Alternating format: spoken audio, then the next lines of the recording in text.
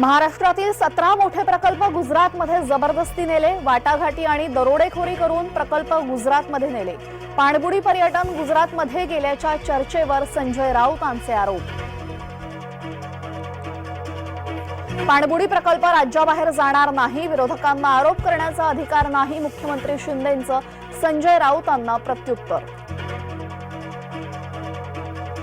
मोदींच्या नावाने मतं मागणार मंत्री दादा भुसे यांचं वक्तव्य।